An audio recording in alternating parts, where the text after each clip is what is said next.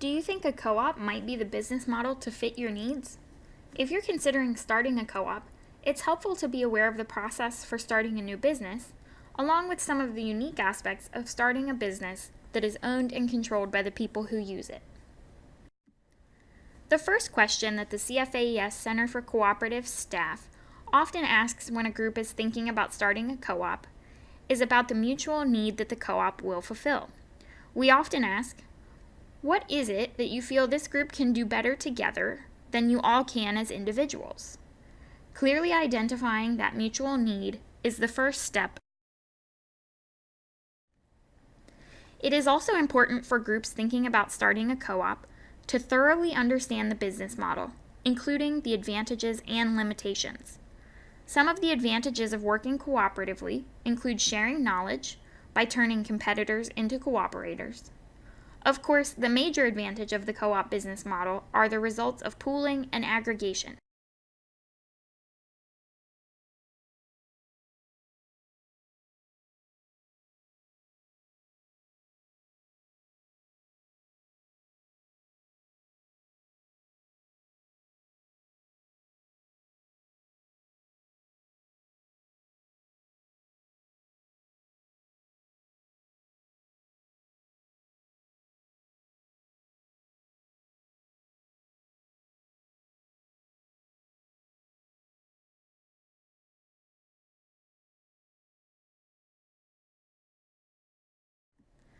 Co-ops, like all business models, also have disadvantages and may not be appropriate in all situations. For instance, co-ops create a structure where members share and control profits.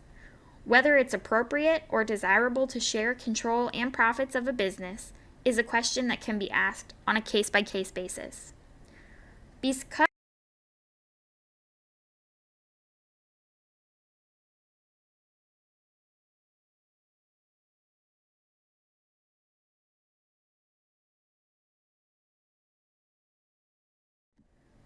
if a group decides to move forward with forming a co-op, they should be aware of a few important considerations.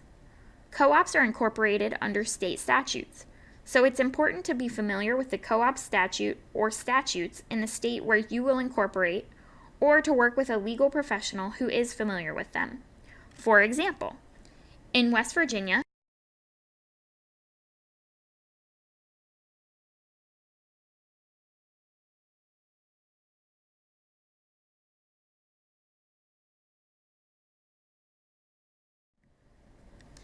this slide details the qualifying persons and qualifying activities, as well as the definitions of agricultural products and goods and services in the West Virginia Cooperative Code.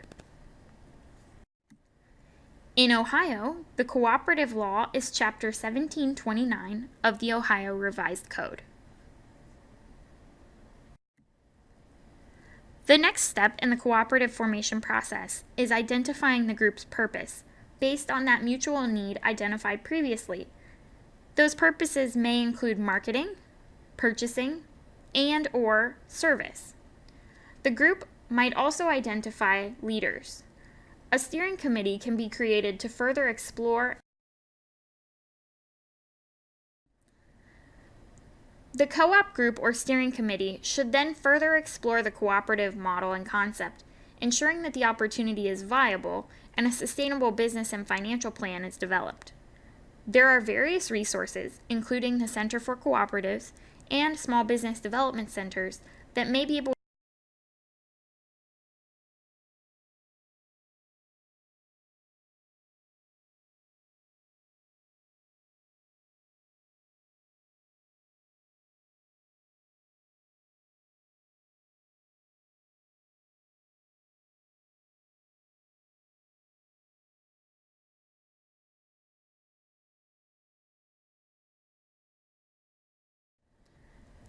As a part of the planning process, and for purposes of formalizing the co-op if the group decides to do so based on their explorations, the group can review and draft articles of incorporation, bylaws, and membership documents for the co-op.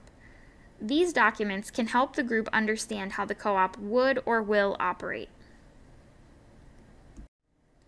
If the group decides to move forward with starting a co-op, They will also need to ensure that they complete the appropriate registrations and filings, such as obtaining an employer identification number, completing unemployment compensation registration, and obtaining proper licenses.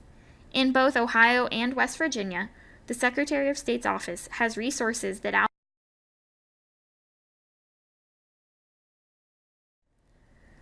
Finally, when the group is formally incorporated and has the organizational capacity to do so, it is time to raise the capital necessary to start the operation. The amount of capital needed to start the business should be based on sound financial projections that accounted for the business's needs by asking questions like, what equipment, facilities, and operating methods